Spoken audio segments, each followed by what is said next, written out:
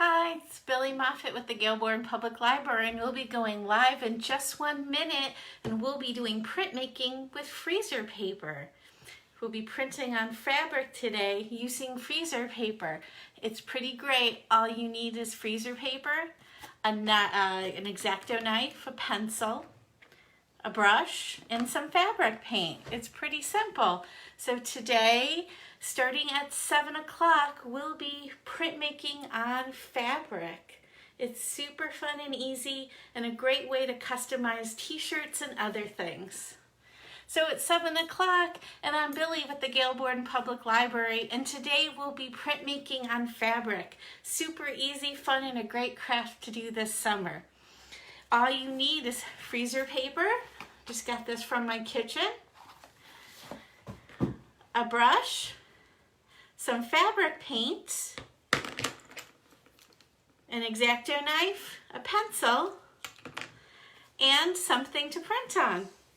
Last week I made this fabric bag, this drawstring bag that you can go on our Facebook page, or the link in the description will take it to you as well, and you can learn how to make this simple drawstring bag that I made out of white muslin.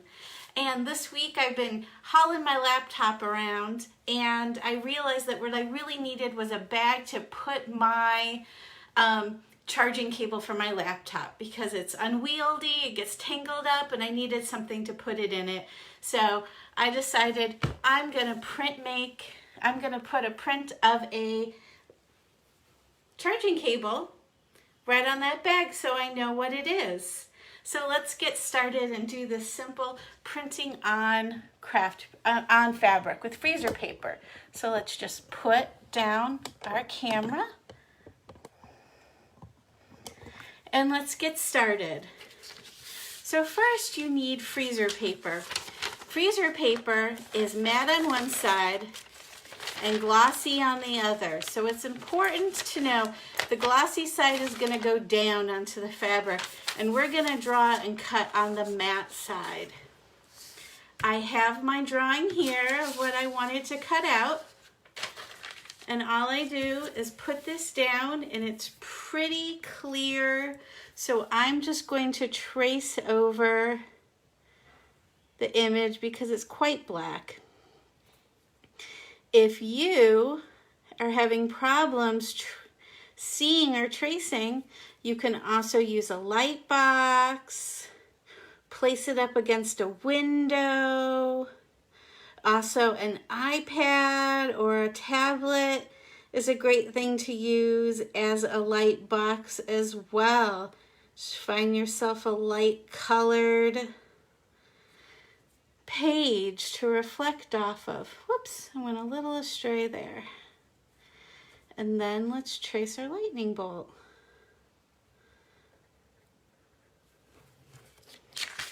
Take that aside, and now I'll have my X-Acto knife.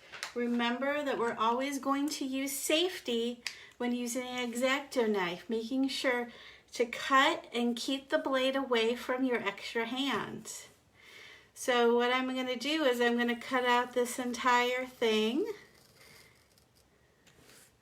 moving it around, and you just need to cut it out. Remember that freezer paper is a little fragile, so be careful. You can also use a Cricut or a Silhouette printer if you have it, but be careful. To save a little time, I already cut it out. And the little lightning bolt extra piece I cut out as well, and we'll add it on. Now what we're going to do is we're going to iron it on to our bag. And instead of moving, just have a piece of felt here that I'm going to iron on instead of setting up my ironing board today. So the first thing I'm going to do is iron up my bag a little so it'll be nice and clean for the print. And then I'm going to set the main piece of my freezer paper down. making sure that none is hanging off. And instead of rubbing it around, I'm more gonna press it a little to start out with, because I don't want to tear it as I'm ironing. Now the waxy, the glossy side is just going to adhere to the fabric, not permanently, but enough where it will stick and it will let me put the fabric on, the paint on. Now I'm going to position my lightning bolt. Put that down. Just going to hit that with the iron. Since that is so small, I want to make sure I get that, but I don't want to burn my fabric either. Get all of that pieces together. Okay. Turn my iron off. Always use safety. And I'll move my felt. Now we're ready to paint. Since I'm using just cotton, woven cotton, I'm putting some card in between. That's just some tag board, like poster board, that I folded up and put in, because as you can see from my sample, the back side bled through because it's quite a loose woven fabric. So you want to put card in there so it doesn't bleed onto your table or onto anything else. Now, I'm just gonna squirt in a little fabric paint. Now, always use as directed. This Tulip Soft says that I should wait 4 hours for it to dry and do a second coat. Some fabric paints will want you to set it with heat afterwards, but this one doesn't. Now, as you can see, I am not brushing it. I got a short stubby brush and I am tapping the paint on quite generously.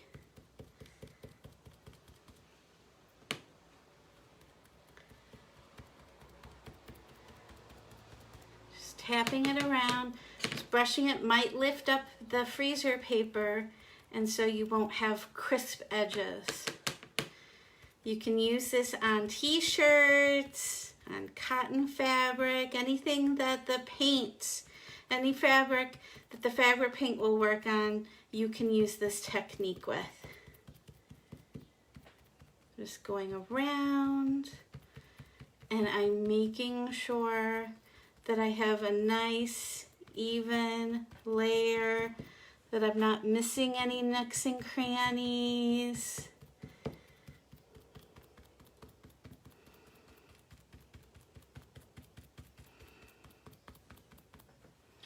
And then I also have some water to clean my paintbrush in. It's always handy to keep on hand. And then we will wait for this to dry. This fabric paint says wait for 4 hours and 72 hours before you wash it. So, and that you should use 2 coats, which I probably would do if I did it again. After it dries, it looks a little like this, and you can just carefully pull up the freezer paper. I'm carefully doing it because I don't want to rip off little pieces that I'm going to have to pick out of the fabric. So I'm just gently pulling it back.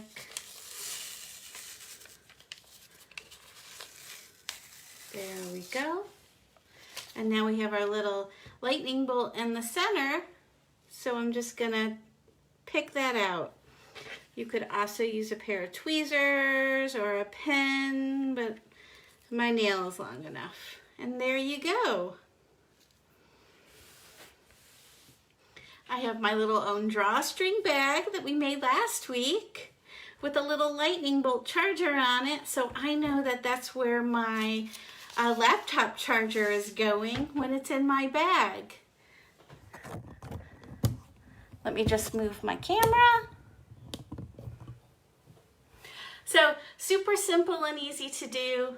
There's tons of crafts that you can do with freezer paper and tons of ideas you can get from the library.